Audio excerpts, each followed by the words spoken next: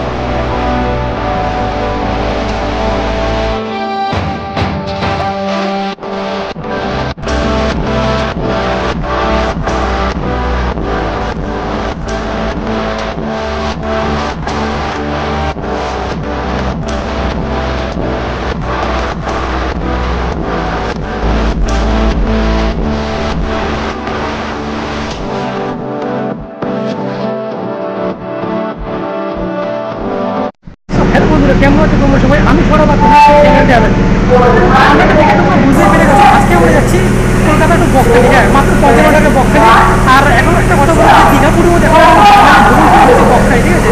তো খুব সুন্দর একটি জায়গা, পুরো ভিডিওটার সাথে তোমরা থাকবে। আর একটা কথা বলছি, চ্যানেলটা কিন্তু আমার একদম নতুন চ্যানেল, তোমাদের খুব খুব ভালো লাগে, খুব সাপোর্ট চাই, তাহলে আমি এগোতে পারবো। হ্যাঁ খুব ইনফরমেশন ভিডিও তো চলেছে, চলো পুরো ভিডিও সাথে থাকো আর অনেক সিনেমেটিক শট এনজয় করো।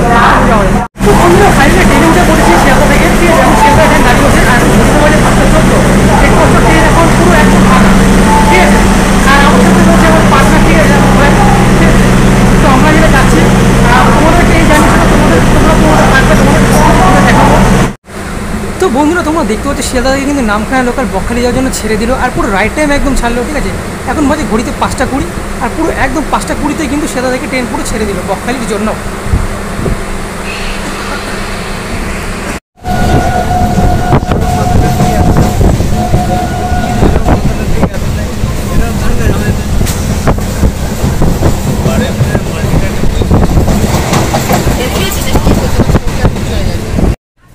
বৃষ্টির পর এরকম সুন্দর নীল আকাশ আর চারিদিকে সৌন্দর্যে সবুজে ভরা প্রকৃতি, এর মধ্য দিয়ে আমাদের ট্রেন দ্রুত গতিতে ছুটে চলেছে নামখানা স্টেশনের উদ্দেশ্যে।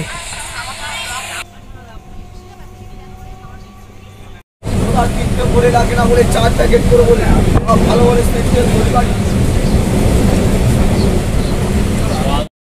অনেকক্ষণ যাওয়ার পর ট্রেনটা যখন লক্ষ্মীকান্তপুর স্টেশনে থামলো, তো ফাইনালি ট্রেন থেকে নেমেই পড়লাম। কারণ ভোরের পরিবেশটা এত মুগ্ধ করছিল আমাকে যে ট্রেন থেকে নামতে বাধ্য হলো। তাই ভাবলাম পুরোটা ভিডিও করে তোমাদের সাথে দেখাই। আর ভোরের আকাশ, নীল আকাশ, একদম সৌন্দর্য, চারিদিকটা এত মুগ্ধ করছিল যে ভিডিও না করে আর থাকতে পারলাম না, তাই তোমাদের সাথে এটা শেয়ার করলাম।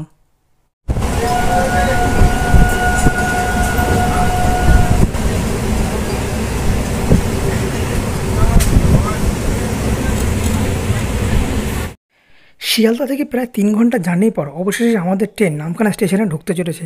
আর দেখতে পাচ্ছ অলরেডি কিন্তু এখানে খুব বৃষ্টি শুরু হয়ে গেছে। তো চলো নামখানা স্টেশনে নেমে তোমাদের সাথে কথা হচ্ছে। সো বন্ধুরা চলে আসছি নামখানা স্টেশনের বাইরে, আর এখান থেকে আমরা যাবো বকখালি বিচ। আর যেমনটা তোমাদের সাথে কথা হলো, পুরো জার্নিটা তোমাদেরকে দেখাবো, শেয়ার করবো। একটা কথা বলে দিই, এখান থেকে কিন্তু 3টেভাবে তোমরা যেতে পারো, ঠিক আছে। একটা হচ্ছে বাসে করে, টোটো করে আর অটো করে। বাসে করে গেলে কিন্তু 25 টাকা ভাড়া বকখালি বিচ, আর টোটো করে গেলে রিজার্ভ করে তোমরা যেতে পারো, সেটা তোমাদের কথা বলে দিতে হবে কত কী ভাড়া পড়ে এতে। তো চলো আমরা যাচ্ছি সামনে, আগে পুরোটা তোমাদেরকে দেখাচ্ছি। টোটো রিজার্ভ করে গেলে কত টাকা ভাড়া পড়ে এখানে বকখালি বিচ? 400 টাকা। 400 টাকা, আচ্ছা। ওটা কজন? ওই 6 জন। 6 জন গেলে টোটাল পড়ে 400 টাকা, আচ্ছা আচ্ছা। বেশি গেলে আর 2 জন গেলে? আচ্ছা আচ্ছা আচ্ছা, ঠিক আছে। রিজার্ভ করে গেলে কত পড়বে? সেটা কতজন? 9 জনের উপরে। আর যদি 9 জনের কমে যায়? 9 জনের কমে গেলেও একই পড়বে, তাই তো? রিজার্ভে গেলে, ঠিক আছে। তো বন্ধুরা তোমরা দেখতে পেলে আমরা কিন্তু টোটোতে না গিয়ে আমরা কিন্তু অটোতে উঠলাম। অটোতে ভাড়া মাত্র 40 টাকা নামখানা স্টেশন থেকে বকখালি বিচ অবধি। তো অটো করে এখন যাবো আমরা বকখালি সি বিচে। ওয়াও বন্ধুরা জাস্ট একবার দেখো কি সুন্দর, অসম্ভব লুক। তো তো আমরা কিন্তু এখন পার করছি হাতানিয়া দোয়ানের ব্রিজ, হ্যাঁ। আর এই ভিডিওটা করছি কিন্তু আমরা অটো থেকে, বৃষ্টির পর এত সুন্দর নীল আকাশ, জাস্ট অসম্ভব সুন্দর লাগছে, অসম্ভব সুন্দর। কেমন লাগছে তোমরা জাস্ট একবার কমেন্ট করে জানিও। আর বন্ধুরা রাস্তাটা কি সুন্দর রাস্তা, জাস্ট অসাম।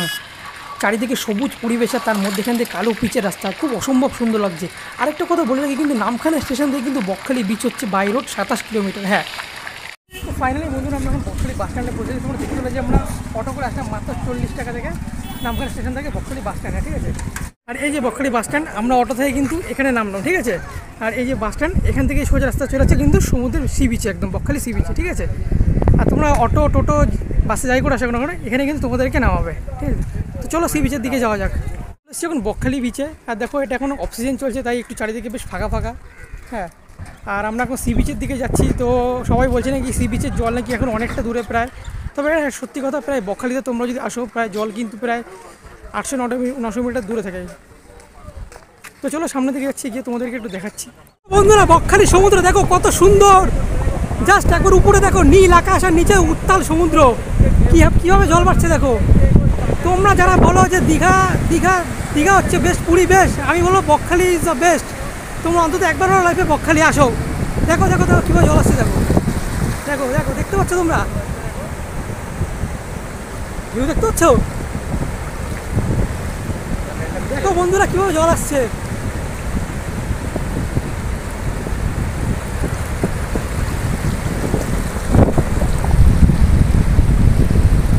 বন্ধুরা দেখতে পাচ্ছ জোয়ারে কিন্তু জল কতটা চলে আসছে, ঠিক আছে। দেখো দেখো দেখো তো কীভাবে জল মারছে দেখো তোমরা। দর্শক বন্ধুরা যারা ভাবছো যে বকখালি আসবে, আমি বলবো অবশ্যই আসো, বকখালি খুব দারুণ জায়গা। আর যারা বলবো যে বকখালিতে জল কম, জল অনেক দূর, ঢেউ নেই, তারা তাদের জন্য একবার দেখাচ্ছিল। দেখো দেখো ঢেউ দেখো, এখন জোয়ার তুলছে, ঠিক আছে।